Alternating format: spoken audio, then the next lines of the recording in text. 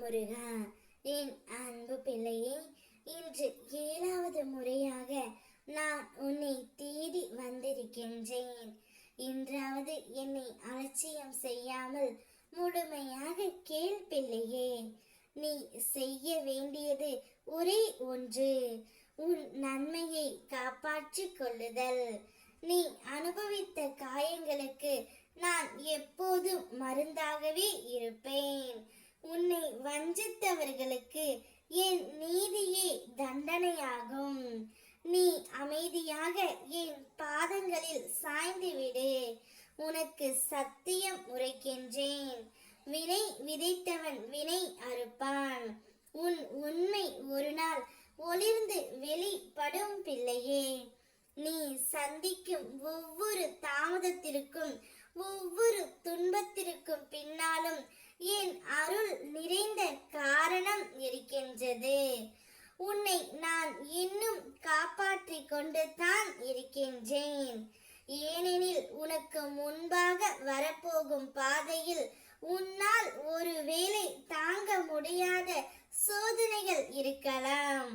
அதற்காகவே நான் உன்னை தடுத்து காத்து நிற்கின்றேன் பிள்ளையே. நீ புரிந்து கொள்ள வேண்டியதை ஒன்றை நான் உன்னை விட்டு விடவில்லை என்று. உனக்கென மிக சிறந்த ஒன்றை நான் தயாரித்து வைத்திருக்கின்றேன். பொறுமை காக்கும் என் பிள்ளையை நான் எப்போதும் கைவிட மாட்டேன். உன் உயிர் எனக்கு அர்ப்பணிக்கப்பட்டது.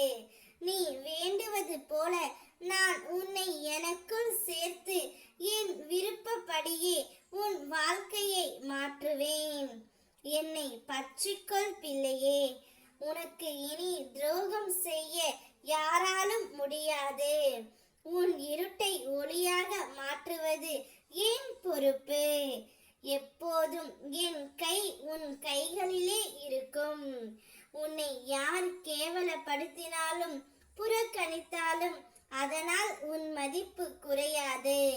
காலம் என்பது என் கையில் இருக்கும் சக்கரம்.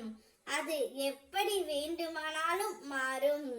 இன்று தனிமையிலும் துன்பத்திலும் இருப்பவர்கள் நாளை உலகையே உலுக்கி நிற்பவர்கள் ஆகிறார்கள். அதனால் உன் மனம் தளர வேண்டாம் பிள்ளையே. உன்னை யாரும் மதிக்காவிட்டாலும் என் பார்வையில் நீ மிக பெரிய பிள்ளை. உன் நேரம் வரும். அந்த நேரத்தில் உன் ஒளி உலகையே கவர்ந்துவிடும். அதற்கான நாள் வெகு தொலைவில் இல்லை, மிக அருகில் இருக்கின்றது. நிச்சயம் சோதனைகள் தான் ஒரு நாள் உன்னை வலிமையாக்கும். இனி நீ ஒரு நாளும் தனியாக இல்லை பிள்ளையே. என் அருள் உன்னோடு நின்று உன்னை வழி நடத்தும். ஓம் முருகா.